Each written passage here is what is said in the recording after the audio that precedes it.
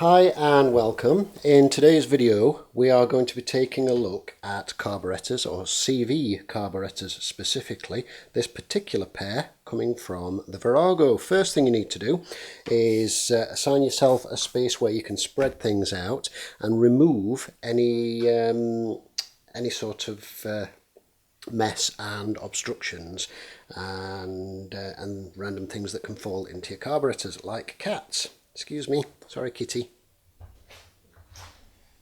There you go. So, CV carburetors, or constant velocity carburetors, work on a vacuum principle. They have slides inside which have a rubber diaphragm in this top section here. They're typically mounted this way up. These particular ones are designed specifically to be mounted sideways, because that's how they're mounted on the Virago, but typically you will find these in either single units, pairs or fours, obviously triples nowadays too, I guess, with your Triumphs and the like. And under this top cap is a rubber diaphragm with a very weak spring and your slide here, and you can see if you push that down it will return slowly because of the vacuum created by the rubber diaphragm. And underneath this bit here is your needle, which alters the amount of fuel coming through your main jet, which is at the bottom here. And this bit here, which is typically the bottom, is your float bowl, which is the bit that fills with fuel. And then your air gets drawn in through here, and then your fuel and air mixture comes out of here and into your cylinders. So, what we're going to do is just have a brief look through the components of this, and then we're going to do a bit of a strip check and clean, which is always good practice when you're doing a bit of maintenance work and you've got the carburetors off. So here we've got the throttle, which is sprung. You'll see over here is where the cable goes through over a roller there, down and hooks into the slot there, and as you twist your throttle grip it will pull these around, opening these butterflies, these brass discs inside your carburetor body. That alters the amount of airflow through your carburetor, which in turn alters the vacuum inside your carburetor, which sucks your slides up, allowing more fuel through. And this screw here balances the two carburetors together to make sure that they operate in tandem, with each drawing an equal amount of air and fuel through. This screw here, this knurled one, operates the idle speed. So you turn this in to open your butterflies a little bit to make it tick over faster, turn it out to close them a little to make it tick over more slowly.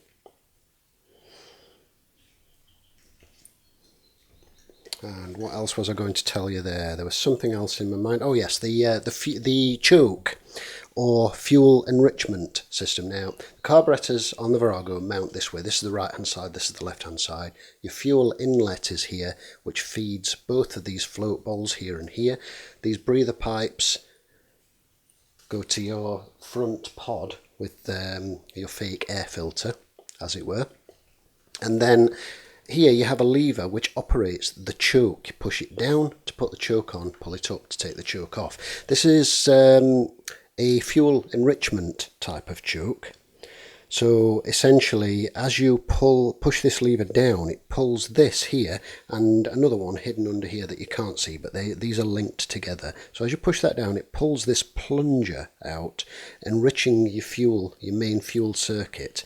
So you get more fuel than air, which allows your engine to run while it's cold until it warms up sufficiently to actually close that and allow it to run with a leaner mixture. So inside, I've shown you the butterflies there and how they operate. And another thing you can check before you strip these apart, ideally what you need to do incidentally is give these a damn good clean before you strip them and clean them. It's not always practical, so just be careful that you're working somewhere relatively clean and you're not going to get dirt inside the float bowls, which is the most crucial part, because that's where your idle jet, your main jet, etc. are. And another quick check you can do with these is with the slides, push them all the way up with your thumb and make sure that they return slowly and smoothly to the closed position. That one feels a little bit sticky, but you can actually hear the vacuum as you press that, and you can see that it's returning slowly, which is what you want. If it snaps back down, then the chances are your diaphragm is shot. So this will give you very erratic running, and your slide will flutter up and down while it's running. This one here it's got a vacuum, it's sliding okay, but I'm not quite happy with that one because it feels a bit graunchy up at the top there. It's not going all the way up. But I did notice as well, this particular one has had the cross head screws replaced with Allen head screws, which means that somebody's been into this one at least, if not both of them.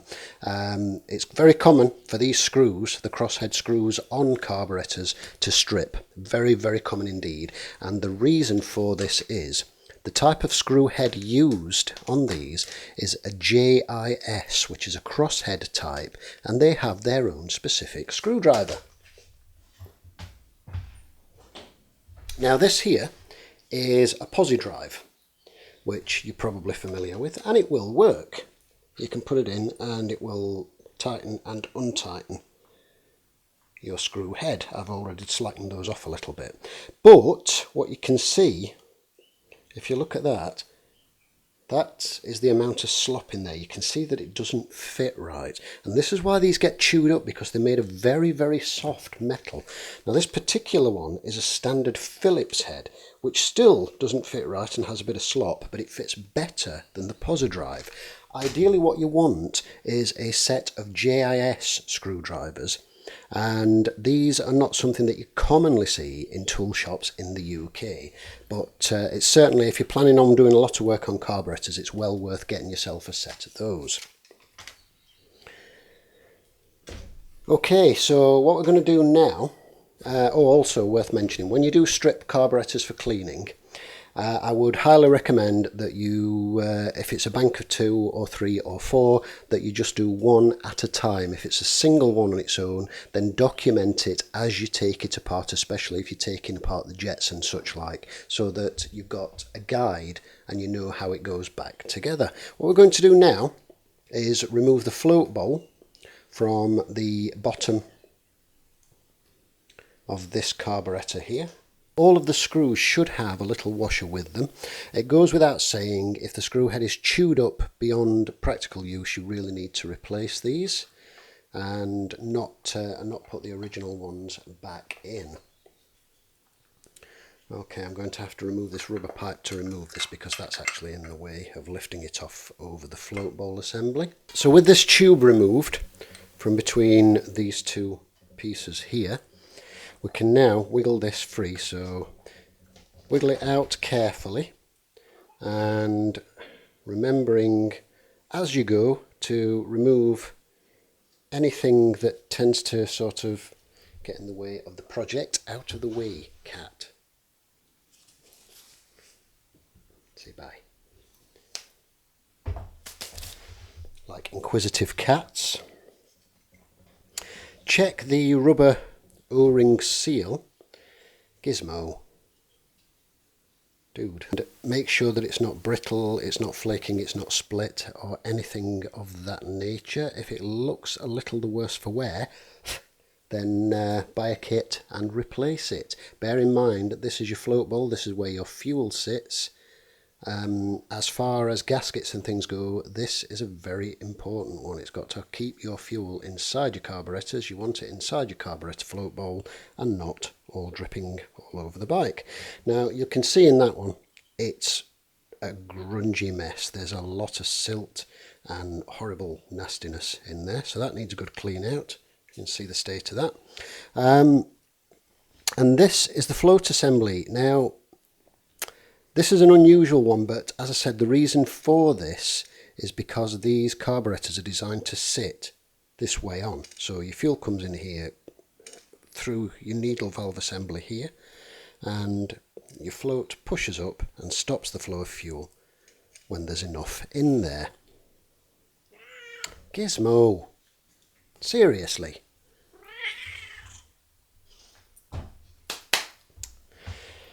Okay,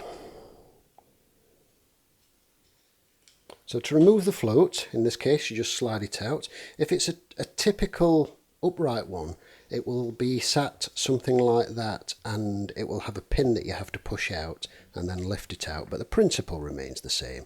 And then over here is your needle valve, which pretty much just drops out. There are two types of needle valve that you will encounter.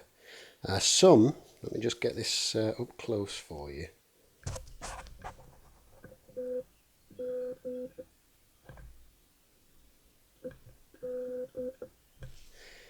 There you go. Some will have a rubber tip like this one, and some will have a metal tip.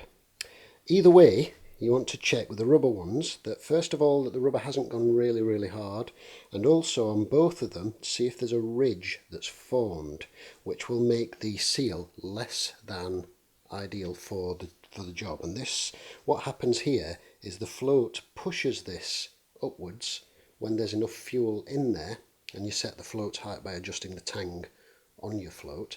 And when there's enough fuel in there, this stops the flow of fuel until the level drops, and then it pours some more in, and this just keeps going on and on and on. So you need to drop that out, check it for defects, make sure the little pin in the end of it there actually springs in and out. Hopefully you can see that, like so. Make sure that's not stuck and it's got a little bit of give in it. And if that's not worn, check the seating assembly here. Let's focus back on the carburettors for you.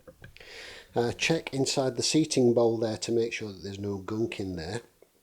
And while you're cleaning these, you can give these a good clean, simple clean, assuming that you don't have to clean any dirt and rust and dust like is on these, by blowing them through with an airline. This is where a compressor comes in very handy. If you don't have a compressor, what you can do is use something like a bicycle pump, holding the end sealed over the hole that you want to blow through, and you'll typically need a second pair of hands for this, but it will do the job, and you can just give that a good blast of air through there.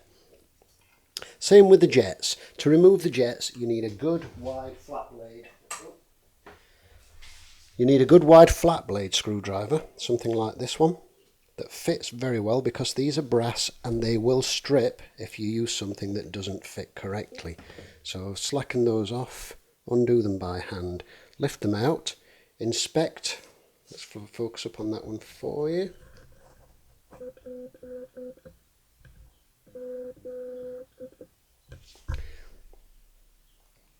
Inspect the hole through the jet, make sure it's clear, make sure there's no gunk or detritus in there. Check the sizes as well, because you'll be amazed, and check against the manual, that is. You'll be amazed, sometimes you'll find some all kinds of weird and wonderful odd sizes from people who have tuned their motorbikes by changing the jets and made a cack-handed, ham-fisted job of it. So check that they're the correct sizes. It will be stamped on this face of the jet, and make sure that they're correct for the job. As I say, this is a slightly unusual setup. Let me focus back on there for you, sorry. This is a slightly unusual setup in that it has this little assembly down here. Because the slides are moving up and down that way, the needle typically goes straight into this jet, and the needle is tapered, and it's fatter at the top and thinner at the bottom. So as the needle sits down into here, it will ordinarily block more fuel, and as it rises up, it will allow more fuel through. So it's kind of hard to describe without being able to show you what I mean regarding that. But anyway, removing your jets is as simple as a good quality wide flat bladed screwdriver. Remove the jets, give them a clean, blow them through. Do not ever use a piece of wire or one of these horrible, hideous reaming kits that you can buy from eBay, which is essentially a rack of steel wire that is designed for poking through holes. Please, please don't ever use one of those. They are the worst things imaginable. Bearing in mind you're pushing through brass, which is a soft metal, and aluminium, which is typically what a carburettor is made from. If you push anything through a precisely machined piece that's a harder material than the piece itself, you will damage it, you will enlarge the hole, and you will bugger up the running. Absolutely guaranteed. Just a quick pause there. I don't know if you can see in there, but you can actually see the tip of the needle in there. Now this is where typically where your normal main jet would be if your carbs were, whoops, that way up, which they aren't, obviously. If that, we can get that to drop out for us. That's not going to, but anyway, that's where your needle moves up and down. Now this is normally in a standard CV carb. This jet here would be down there, but this is obviously down here because this is where the float, the fuel level is, rather than in the entire thing. But I'm sure you get the idea of that anyway. So yes, as I say, don't ever use those reaming devices. If you absolutely must shove something through a hole to try and clear it from detritus, if you don't have a compressor to blow them through, for example, then use something like a nylon bristle from a sweeping brush or a toothbrush or something like that, something that you know is softer than the material that you're attacking with it, that is not going to damage or enlarge the hole. But for the love of all that is holy and all that business, please don't ever shove bits of wire through, even bits of wire from from electrical wire or anything. Just don't do that. It's a terrible idea. So this is the bottom bit. So you've taken this apart, give it a good clean out. Quickest and easiest way I've always found is get yourself a little bit of petrol and an old toothbrush. Don't use the one that you're currently using, unless of course you intend to not use it for your teeth again. And if you do, give it a good wash out. A toothbrush, some petrol, give it a really good scrub out, rinse it, and then give it a squirt of some carb cleaner aerosol, and then blast it with compressed air to make sure everything's clean. If you want to get really picky and you want your carbs spotless, what you can do is strip them and put them in an ultrasonic cleaner with special cleaning fluid. Not everybody has access to an ultrasonic cleaner, and I'm not talking about the cheap little things that you buy from Lidl or Aldi or whatever, because they're not up to the job. I know, I've tried, I had one, and it was okay for certain little bits and pieces, but for something like carbs, it's really not up to the job. You want something that will be able to use heated water, specialised cleaning fluids, and it will get your carbs sparkling clean.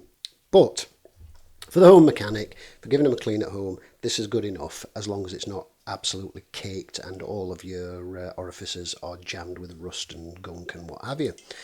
So give that a good thorough clean, and then the next bit we're going to move on to is removing the caps and the spring, the rubber diaphragm, the slide and the needle, and inspecting and cleaning up in that area. An extra little bit that I just felt I needed to add on here, as I was cleaning out this float bowl, it occurred to me that it needed further stripping to make sure you get that you get into everything.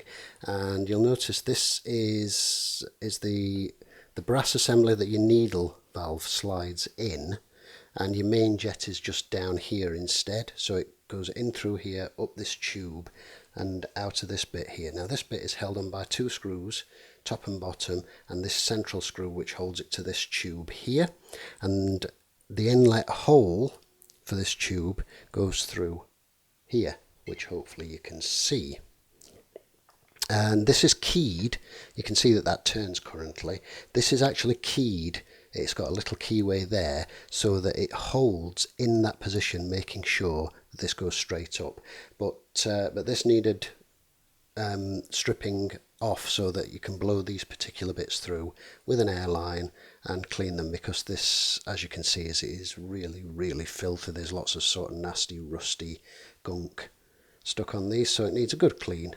And I'm going to go ahead and give that a thorough clean before I reassemble it.